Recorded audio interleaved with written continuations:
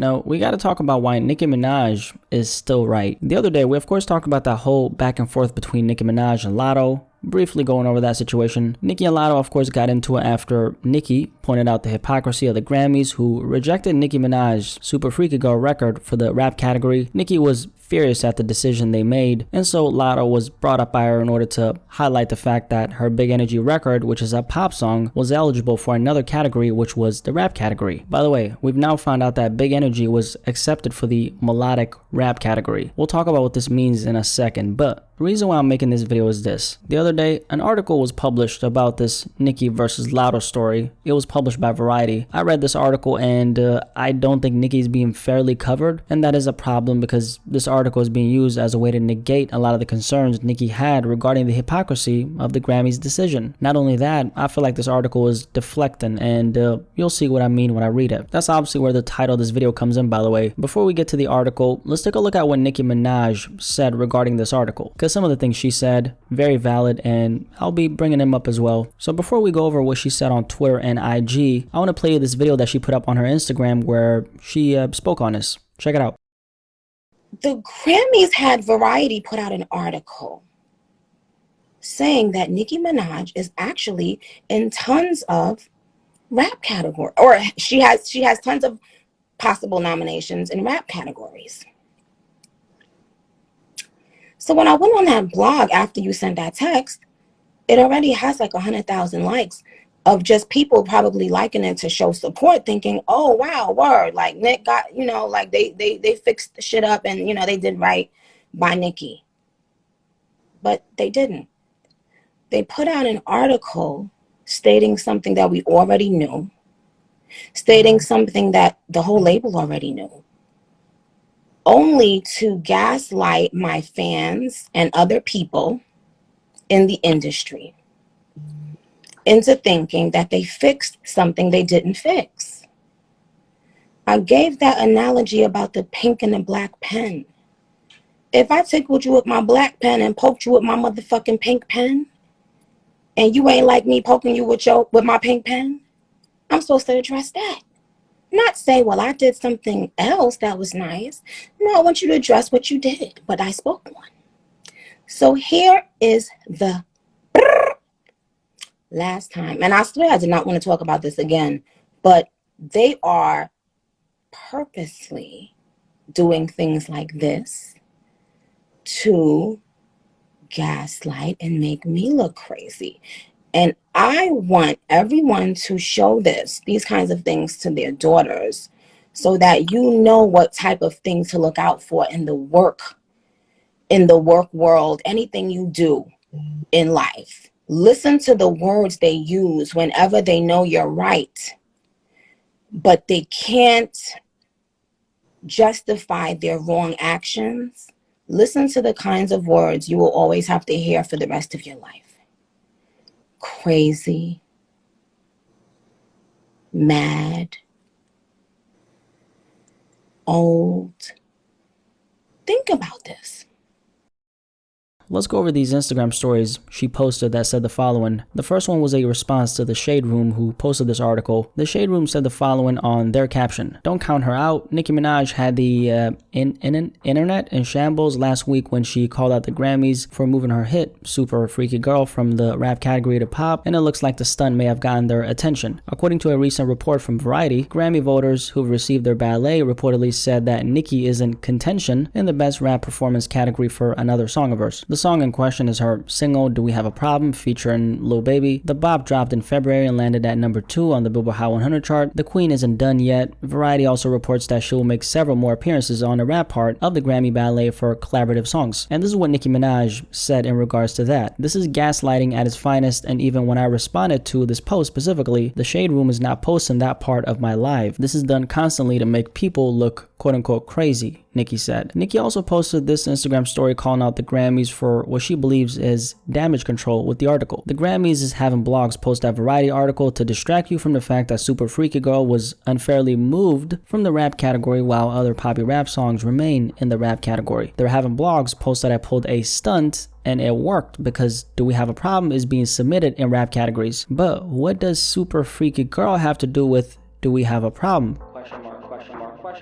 Nicki asked. Also, Nicki responded to this tweet where someone pointed out that they still haven't explained why Super Freaky Girl was rejected from the rap category while Latto's record wasn't. Exactly. Can't Touch This sampled the same song and was a huge global smash, Nicki said, and still was kept in the rap category. And now that I know y'all so mad about me speaking up about injustice at my own workplace, I'ma keep on doing it. So now let's check out the actual article. Nicki Minaj is on a Grammy ballot in rap categories, just not for Super Freaky Girl. Nicki Minaj, Do We Have a Problem, is on a ballot in a rap category, as are a couple collaborative tracks she released. Meanwhile, Curiously, it's a live version of Latto's Big Energy that is on a rap ballot, not the studio track. Alright, so before we continue, let's talk about that. Do We Have a Problem is of course a record Nicki dropped earlier this year, and that song is apparently nominated for a Grammy in the rap category. So that means even though Nicki was going off about Super Freaky Girl being rejected, hey, one of her other songs, a rap song, is a contender in the rap category. So she's eligible for a Grammy in the rap category. Why is she complaining? Now, the issue with bringing up this information is Nicki was not complaining about the fact that she didn't get nominated for anything rap related, period. What she was saying is, number one, my song got rejected from the rap category, and number two, this other song, which is a pop record, is eligible for the melodic rap category. And the question she posed was, can you guys please explain why my rap song got rejected from the same category Big Energy was eligible for, when clearly one is a rap song and the other one isn't? And no one has been able to answer that question. Not even this article. The article says the fact that Nicki Minaj's Super Freaky Girl was shifted out of the Grammys rap categories and into the pop division on a preliminary ballot has nearly resulted in an international incident, given the ensuing publicity and controversy as voting began this week. It certainly resulted in the year's most visible hip-hop feud, with a fiery war of words between Minaj and Latto,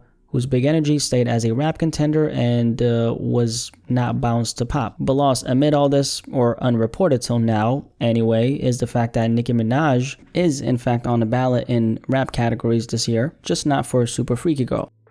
Again, I don't know what this has to do with the conversation, and no offense to the writer of this article, but I do think bringing up the fact that she's nominated for the rap category is a deflection from addressing the elephant in the room. The original question was, why would the Grammys reject one song from a category it's eligible for and accept another one that isn't? I actually have the answer to that question, which is these award shows play politics. You guys gotta realize that there's a lot of incentive for the industry to not put Latto and Nicki against each other in these award shows, because Nicki Minaj is gonna win every single time. Actually, let me put it like this. She's gonna have to win, because if she doesn't, that would be a clear sign that they weren't trying to give it to Nicki. Now, why would that be the case? Well, if they put the rap girlies against the biggest female rapper on the planet and Nicki doesn't win, especially considering the success her record is having right now, well, that would tell us a thing or two about how the industry feels about Nicki Minaj. I don't think Nicki Minaj is always right at all. There's been multiple instances where I've criticized her because I thought she was wrong, and she was, like during the whole Astroworld versus Queen situation. But I look at this situation and I say, you guys are purposely misrepresenting what she's saying by bringing up a bunch of things that clutter the core of the conversation. So instead of focusing on the fact that she's nominated for a Grammy in the rap category, how about we stick to the script and we focus on the fact that a rap song got rejected from a rap category, and that is an issue. Moving on. Grammy voters who've received their ballots tell Variety that Minaj is in contention in the Best Rap Performance category for another song of hers, which has a featured appearance from Lil Baby. The Grammys Rap Screening Committee apparently considered this more of a true hip-hop song and Super Freaky Girl more pop in nature, splitting the difference. Jumping over to this next part of the article, which says the following. Altogether, Minaj appears 8 times on a ballot, once in a pop category, twice in music video, and 5 times in rap categories. However, the fact that she has other shots at being nominated and winning in the rap division does not alloy her and others' belief that Super Freaky Girl remains her best shot at picking up something, and that his best shot might have been in the far less crowded rap category. The article continues by saying the following. However, Minaj's apparent belief that she was bounced out of rap in order to clear a path for Latto's Big Energy may not entirely hold water. It's not clear at all that Super Freaky Girl and Big Energy ever would have contended in the same category, because while it's been rumored that Super Freaky Girl was originally submitted by Minaj's camp for best rap performance, then rejected. Big Energy is not included in that category either. The Lotto song is on a ballot under the separate category of best melodic rap performance. Alright, so a comment on that. Even though there's an incentive for the industry to not put Nicki and Lotto in the same category, I gotta say this, I can't for sure with conviction say that's the reason why Nicki got rejected. But what I can say for sure is the fact that she got rejected in the first place tells us that something is not right. This article states that Nicki and Lotto would never compete for this reason. Big Energy was in the melodic rap category. Super Freaky Girl, if it was accepted, would have been in the rap category. So because of this fact, because Lotto is under melodic rap and Nicki under rap if she got accepted, that means that Nicki Minaj went on this rant for no reason, right? Wrong. Her concern is still very valid because they essentially told her, your record ain't rap. This other song, however, which is a pop record, is more of a rap song than your song, so we're gonna put it under the melodic rap section, and that right there is the issue. What's also funny is that Lotto's Big Energy record being under melodic rap is actually a problem, so yes, we do have a problem. Play the beat.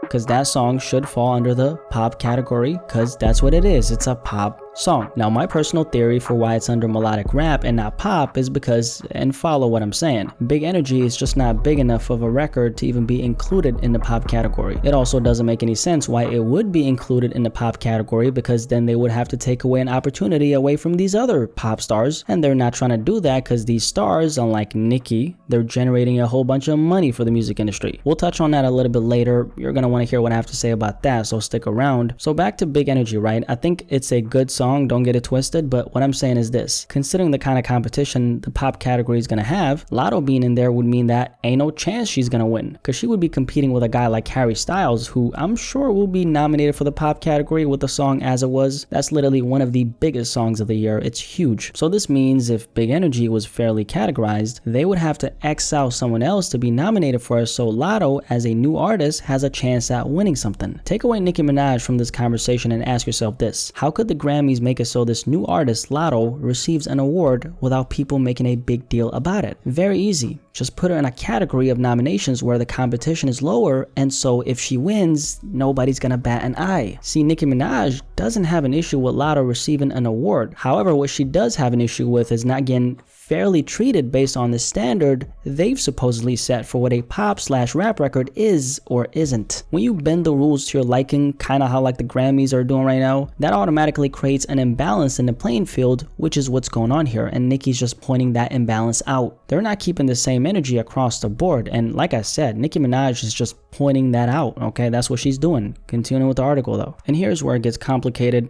Lotto does have a song on a ballot for best rap performance, but it's Sunshine with features by Lil Wayne and Childish Gambino. Lotto also appears in that category for 2 songs on which she was the featured artist. So while there is a Nicki versus Lotto showdown potentially looming in the rap performance category, it will be for Do We Have a Problem versus Sunshine, and was never destined to be a Super Freaky Girl versus Big Energy matchup. Got all that? Yes, I got all that, but I don't really know why we're talking about Sunshine by Lotto or Do We Have a Problem by Nicki Minaj. Sorry to have to repeat myself over and over again, but this point just keeps on getting lost in the article. Once again, Nicki Minaj's question was this: why was Super Freaky Girl rejected when it's a rap record and Big Energy was accepted for the melodic rap category when it's a pop song? That question still hasn't been answered by anybody, and I don't think there's an answer for that. Any answer there is would mean that people would have to admit that Nicki Minaj is right, and I just don't think people are really ready for that right now. So earlier, you heard me mention something about Nicki Minaj not generating money for the industry. Let's talk a little bit about that and what it means for this conversation. I want to give a shout out to Blessings Makusha. She's a YouTuber out of the UK, actually makes hip-hop content herself. I'll leave a link to her channel in the description below. But back in 2020, she dropped this video breaking down Nicki Minaj's contract, which I watched when it initially dropped, and this is the story. When Nicki Minaj signed her first record deal with Young Money back in 2009, it was reported that Nicki Minaj somehow managed to not sign a 360 deal. Nicki signed a contract that very much favored her pockets and not the label's pockets, which for an artist who's new, doesn't have that much leverage, and is a woman